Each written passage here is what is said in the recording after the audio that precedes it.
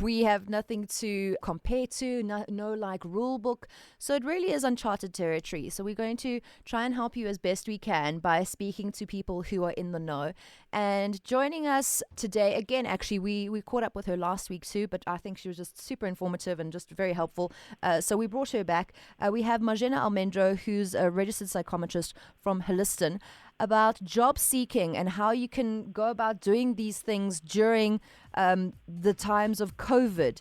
So the coronavirus pandemic has affected entrepreneurs and how they should be going about their business.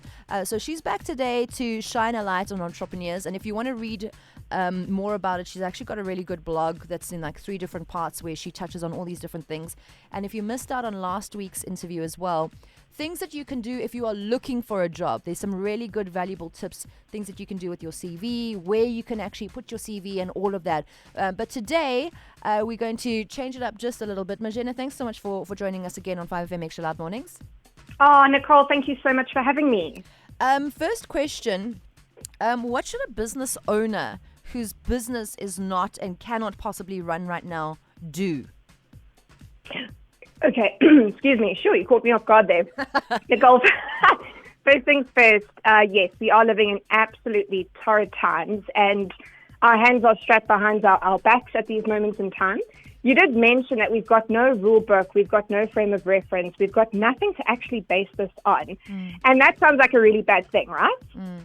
But the good news, the flip side of it, is if you look at really successful business owners, you'll see that they, a lot of the times, made decisions based on their discretion and their judgment. So sometimes, or a lot of the time, think of your Saul Kersners or Elon Musks, they didn't have a rule book to refer to. They actually just had to trust their intuition and make those judgment calls. So first and foremost, I want to encourage all business owners that this is almost an opportunity to cultivate that trust in yourself to make those business decisions, right?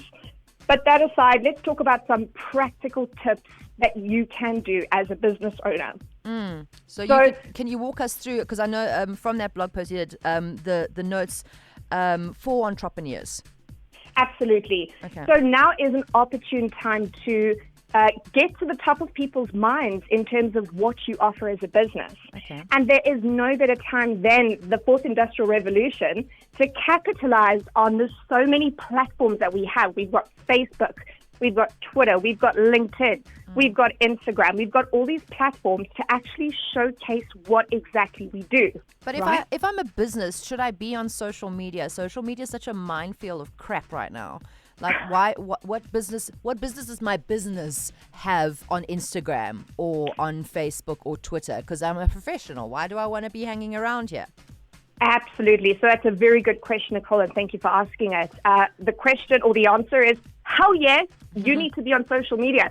I don't care if you are a lawyer or an accountant or any, highfalutin professional. You need to be on social media. Wow. Why? Because it is the way of the future. However, do not go and open up an account on all several platforms. Okay. Choose 2 to 3, very specific, and look at your business. If you are brick and mortar and you're selling items, look at a platform that offers the opportunity to showcase visuals, such as your Facebook, such as your Instagram. So people can see what you offer. Makes sense. Absolutely. Okay. If you are a professional like a lawyer or an accountant, perhaps LinkedIn or Twitter is more important because you can share nuggets of useful, valuable information. I know a friend who was who's involved in law and legislation, that type of thing. And with lockdown and divorced families having children that need to move between homes, but then they couldn't, and then they kept on updating that on Twitter. And I thought that was very clever, like as a lawyer, to give the legal advice, like, okay, now you can be seeing your kids, or actually now the kids can move between the houses. I was like, sure, interesting times. Okay, yeah, okay, I see the point. So now I think of that person because I saw them on social media and they were talking about these things that are relevant. Okay, got you. Absolutely. And another facet to this approach, Nicole, is the fact that if you're going to be sharing value, okay, you are leaving an impression on somebody's mind. If I'm sharing value, if I'm helping you, you know what, I'm going to be like, sure, I actually like this person. When things get back to normal, look, who was that lawyer? Oh, yes. I'm in a sticky situation. Let me refer back to this person that actually gave me some credible information and helped me out during a hard time. Okay. Very good. Very good. All right. So, so being on social media is one of the tips that you advise for entrepreneurs. What else can they do? Okay, so a lot of people are talking about pro bono work. Okay, so do we do it? Don't we do it? What the hell do we do? At the end of the day, we've got to remember that entrepreneurs have also got bills to pay, right? Okay, so my rule of thumb is never ever give away your time, your skills, because this is your income too. Sure. There's a big difference between sharing value, having an impact on somebody's life, and actually giving away your time. If you absolutely have to do some sort of semblance of pro bono work, here's my tip. You should ask your client to do something in return.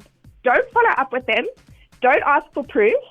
But, for example, donate to a soup kitchen or donate some of your time. But actually do some sort of trade exchange. Okay. But not necessarily for you, but just for them to provide something of value to the community. Absolutely. So cool. That's a lovely idea. Jen, we don't have too much more time on this, and I think we could actually probably carry on talking for probably 30, 50 minutes if we wanted to. If people want to get more tips like this or maybe get in touch with you, what are the best ways to do so? They are absolutely welcome to visit our website, www.holistan, which is HOLISTAN.com. They can contact us directly, info@holistan.com, or follow us on most social media platforms. Ha ha ha Ha ha ha. Brilliant. So that's Marjane Almendro, registered psychometrist from Holistan. Thanks so much for sharing your times with us. And you can, of course, find them online. As she said, HOLISTAN. If you want to find them on platforms, hits, tips, whatever it is. If you're looking for a job, if you are an entrepreneur, if you're a business owner, if you're trying to get into the field, whatever it is, lots of valuable information there. Marjane, thank you so much for your time. Really appreciate it. Thank you, Nicole. Have a great day. You too, darling. All right. And you can also catch up on this on 5fm.co.za. It's substitution time. Against the Odds makes way for Clubland on Monday at 10 p.m. on SABC1. Despite their low population and even smaller stadium, AS Monaco have a rich history and a richer future.